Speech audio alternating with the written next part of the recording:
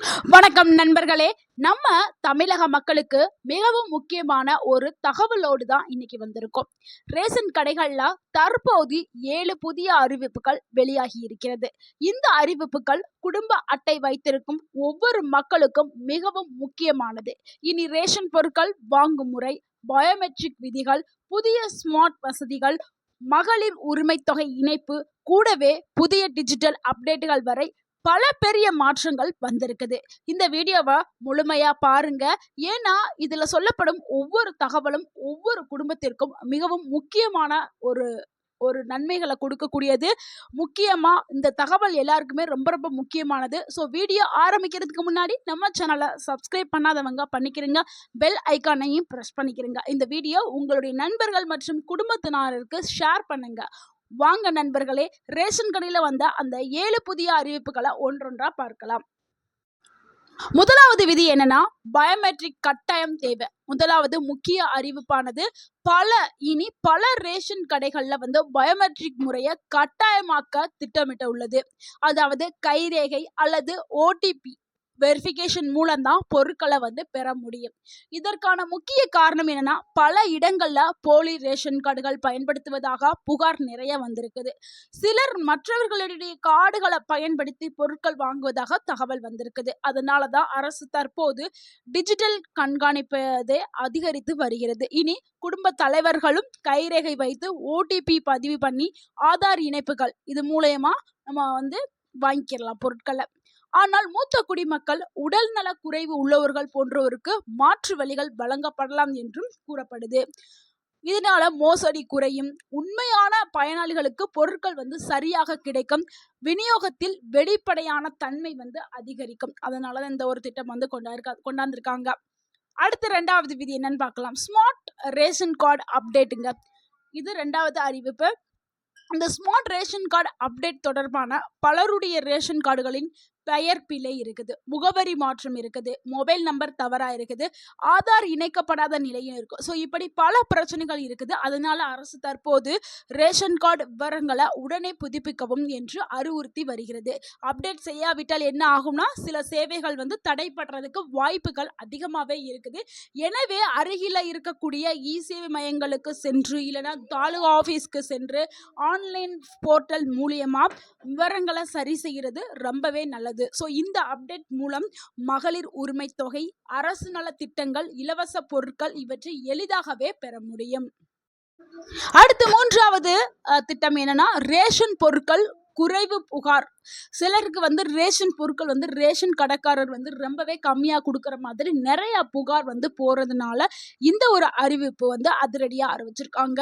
Ration பொருட்கள் குறைவாக வழங்கப்பட்டால் உடனடியாக புகார் செய்யலாம். பல இடங்களில் மக்கள் என்ன சொல்றாங்கன்னா, சரியான அளவு கிடைக்கிறதே இல்லை, தரம் சரியா இல்லை, கடை நேரம் பின்பற்றுவதே இல்லை. ஸோ இதற்காக தற்போது கம்ப்ளைண்ட் சிஸ்டம் வலுப்படுத்தப்பட்டுள்ளது. ஸோ இனிமேல் நீங்கள் தாராளமாக போய் என்ன கம்ப்ளைண்ட் வேணாலும் பண்ணிக்கலாம். ஸோ இதுக்காக டோல் ஃப்ரீ நம்பர்ஸ் கொடுத்துருக்காங்க, ஆன்லைன் கம்ப்ளைண்ட்ஸ் கொடுத்துருக்காங்க, மொபைல் ஆப் கொடுத்துருக்காங்க.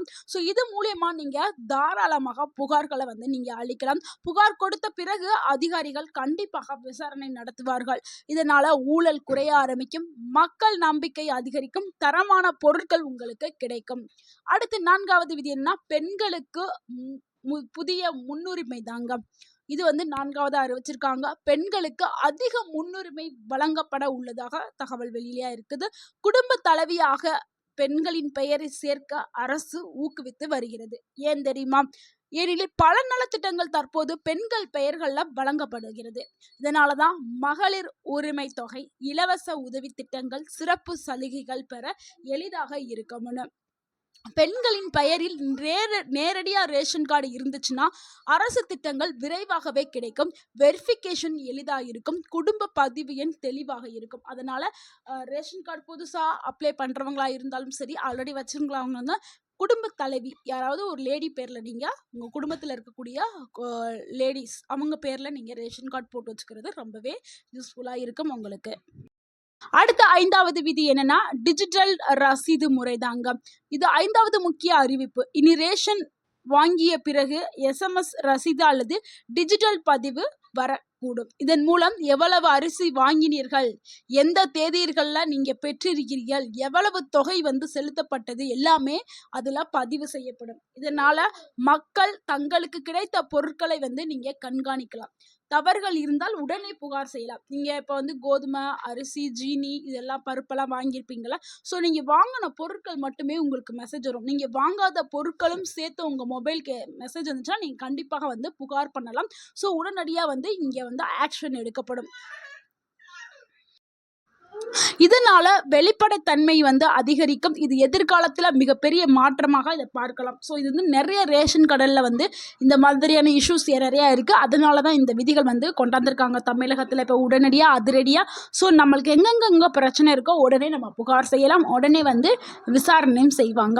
அடுத்து நம்ம 6வதா பார்க்கக்கூடிய விதி என்னன்னா புதிய நேர அட்டவணை தாங்க. இது 6வது அதிப்பு. சில பகுதிகளில் புதிய ரேஷன் கடை நேர அட்டவணை அமல்படுத்தலாம். மக்கள் கூட்டத்தை குறைக்கலாம். காலை நேரம் பெண்களுக்கு ஒரு தனி நேரம், முதியவர்களுக்குன்னு சொல்லிட்டு ஒரு தனி நேரம், முதியவர்களுக்கு ஒரு முன்னுரிமை போன்ற முறைகள் பரிசீலனையில் இருக்குது. அது எப்போ வருதுன்னு தெரில. ஆனால் இதனால் நீண்ட நேரம் நீங்கள் காத்திருந்து நீங்கள் ரேஷன் பொருட்கள் வாங்குறீங்களா, அது இனிமேல் குறைய ஆரம்பிச்சிடும். அதுக்காக தான் இதை கொண்டாடுறாங்க. இதனால் சண்டைகள் தவிர்க்கப்படும். நிறைய பேர் என்ன நினைப்பாங்க, லைனில் நிற்பாங்க, சண்டை போடுவாங்க, சண்டை ஆரம்பிச்சிடும். நான் முன்னாடி வந்தேன், நீ பின்னாடி வந்தேன். அதனால முதியவர்களுக்கு ஒரு நாள் அப்படின்னு சொல்லி ஒரு டைம் அப்படின்னு சொல்லுவாங்க, பெண்களுக்கு ஒரு டைம், அந்த மாதிரி காலை நேரம், மதிய நேரம், இந்த மாதிரி நேரங்கள் பிரிக்கப்படும் அப்படின்னு சொல்லிட்டு தகவல் வெளியாக இருக்குது. முதியவர்களுக்கு வசதி கிடைக்கும் அப்படிங்கிறதையும் வெளியாக இருக்குது. அடுத்து நம்ம 7வதாக பார்க்கக்கூடிய ஒரு விதி என்னன்னா போலி கார்டுகள் ரத்து செய்யப்படும். 7வது மிகவும் முக்கியமான ஒரு அறிவிப்பாக இருக்குது. போலி மற்றும் பயன்படுத்தாத ரேஷன் கார்டுகளும் ரத்து செய்யப்படலாம். ஸோ நிறைய பேர் என்ன பண்ணுவாங்கன்னா, சிலர் போலியாக வச்சுருப்பாங்க, சிலர் அவங்கவுங்க ரேஷன் கார்டு வச்சுருப்பாங்க, ரேஷன் கடையில் போய் பொருட்கள் வாங்க மாட்டாங்க. ஸோ வாங்காதவங்க கண்டிப்பாக போய் வாங்கிருங்க. ஏன்னா வாங்காமல் விட்டிங்கன்னா உங்களுடைய கார்டு கேன்சல் ஆக்கப்படும். அரசு தற்போது தரவுகளை ஆய்வு செய்து வருகிறது. ஒவ்வொரு குடும்பத்திலையும் பல கார்டுகள் பயன்படுத்தப்படாத கார்டுகள், நிறைய கார்டு வச்சுருக்காங்க, நிறைய பேர் கார்டு வச்சுருந்து பயன்படுத்தாமல் போகிறாங்க. தவறான தகவல்களை கொண்ட கார்டுகளும் நிறைய இருக்குது. ஸோ இது எல்லாத்தையுமே அரசு ஒன்றா கவனித்து சரி பார்த்துட்டு வர்றாங்க. எனவே மக்கள் ஆதார் லிங்க், மொபைல் அப்டேட், குடும்ப விவரங்கள் இவற்றை சரியாகவே வச்சுக்கிறணும். ஸோ தயவுசெய்து உங்களுடைய ration card smart card, Aadhaar card இது எல்லாத்துலேயுமே பேர் கரெக்டாக வச்சுக்கிறீங்க. உங்களுடைய அட்ரஸை நிறைய பேர் கேட்குறீங்க.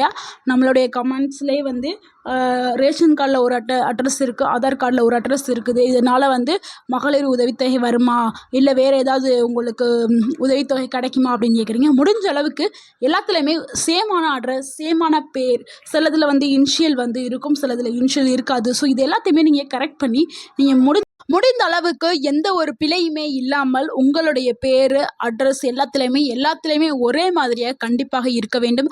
அப்படி சரியாக இல்லை என்றால் கார்டுகள் தற்காலிகமாக நிறுத்தப்படும் என்ற ஒரு தகவலையும் சொல்லியிருக்காங்க. ஸோ முடிஞ்ச அளவுக்கு எல்லாருமே போயிட்டு எல்லாத்தையும் அப்டேட் பண்ணி நீட்டாக எல்லாமே வச்சுக்கிறோங்க, எந்த ஒரு பிழையும் இன்றி. ஸோ இனிஷியல் இருக்கும், சிலதில் இருக்காது, ஒரே பேராக இருக்கணும், ஒரே ஊர் அட்ரஸாக இருக்கும், ஆதாரில் ஒரு அட்ரஸ் இருக்கும், ரேஷன் கார்டில் ஒரு அட்ரஸ் இருக்கும். ஸோ இந்த மாதிரிலாம் இல்லாமல் எல்லாத்துலேயும் ஒரே அட்ரஸை சேஞ்ச் பண்ணி வச்சுக்கோங்க. அதுதான் உங்களுக்கு ரொம்ப நல்லது. அடுத்து இலவச பொருட்களுடைய விநியோகத்தை பற்றி பார்த்துடலாம். ரேஷன் கடைகளில் விரைவில் கூடுதலான இலவச பொருட்கள் வழங்கப்படலாம் என்ற தகவலும் வெளியாகி வருகிறது. ஏற்கனவே அரிசி, சர்க்கரை, கோதுமை, பருப்பு போன்ற பொருட்கள் வழங்கப்பட்டு வருகிறது. ஆனால் தற்போது மக்கள் மத்தியில் பேசப்படுவது என்னன்னா, இனி எண்ணெய், உப்பு, மசாலா பொருட்கள், பெண்களுக்கு சிறந்த கிஃப்ட், பண்டிகை பொருட்கள் போன்றவை கூட வழங்கப்படலாம் என்று எதிர்பார்ப்பு அதிகரித்துள்ளது. இதனால் பொதுமக்கள் மிகவும் மகிழ்ச்சியில் இருக்கிறார்கள். ஸோ இன்னமும் அதிகாரப்பூர்வமான தகவல் இன்னும் வெளியாகவில்லை. ஆனால் இந்த மாதிரியான ஒரு தகவல் வந்து கொண்டே இருக்கிறது. நண்பர்களே, தமிழக ரேஷன் கடைகளில் தற்போது பல புதிய மாற்றங்கள் பேசப்பட்டு வருகிறது. முக்கியமாக இலவச பொருட்கள், டிஜிட்டல் ரேஷன் முறை, பெண்களுக்கு முன்னுரிமை, புகார் வசதி, ஸ்மார்ட் வெரிஃபிகேஷன் இவை அனைத்துமே மக்களுக்கு பயனுள்ளதாக இருக்கும் என்று எதிர்பார்க்கப்படுகிறது. இந்த தகவல் உங்கள் குடும்பத்தினருக்கும் நண்பர்களுக்கும் ஷேர் பண்ணுங்கள். இந்த வீடியோ பிடிச்சிருந்துச்சுன்னா இந்த வீடியோக்கு ஒரு லைக் பண்ணுங்கள். இந்த வீடியோவுக்கு மறக்காமல் கமெண்ட் பண்ணுங்கள். இந்த வீடியோவை எல்லாருக்கும் ஷேர் பண்ணுங்கள். எங்கள் சேனலை மறக்காமல் சப்ஸ்கிரைப் பண்ணுங்கள், சப்போர்ட் பண்ணுங்கள், கமெண்ட் பண்ணுங்கள். தேங்க்யூ.